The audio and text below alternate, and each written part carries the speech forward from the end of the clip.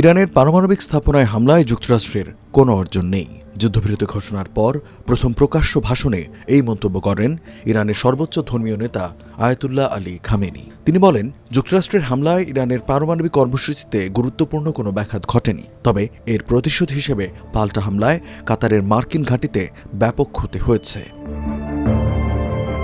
যদিও ইরানের 3টি পারমাণবিক স্থাপনায় বিমান হামলার পর থেকেই সেগুলো পুরোপুরি ধ্বংস হয়েছে বলে দাবি করে আসছিলেন মার্কিন প্রেসিডেন্ট ডোনাল্ড ট্রাম্প। তিনি বলেছিলেন, ইরানের 3টি গুরুত্বপূর্ণ পারমাণবিক স্থাপনায় চালানো হামলায় সেগুলো সম্পূর্ণ ধ্বংস হয়েছে।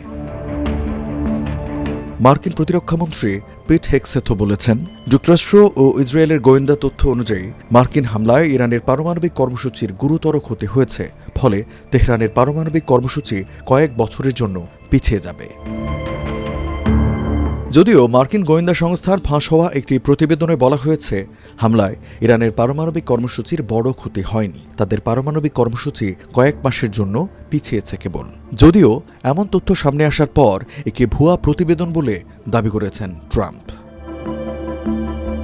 ফাঁস হওয়া প্রতিবেদনে বলা হয়েছে, মার্কিন বিমান হামলার আগেই ফোর্দো থেকে ইউরেনিয়াম সরিয়ে নেওয়া হয়েছে। এ বিষয়ে প্রশ্ন করা হলে মার্কিন প্রতিরক্ষামন্ত্রী সাংবাদিকদের জানান, ইরানের ফোর্দো পারমাণবিক স্থাপনা থেকে ইউরেনিয়াম সরিয়ে নেওয়ার কোনো গোয়েন্দা তথ্য মার্কিন বাহিনীর কাছে নেই। যুক্তরাষ্ট্র সেখানে বাংকার ব্লাস্টার বোমা দিয়ে হামলা চালিয়েছে। 13 জুন ইরানের একাধিক গুরুত্বপূর্ণ সামরিক স্থাপনায় বিমান হামলা চালায় ইসরায়েল।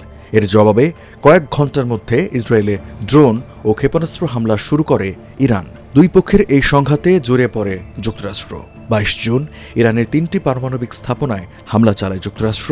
এর জবাবে কাতারের মার্কিন ঘাঁটিতে হামলা চালায় তেহরান।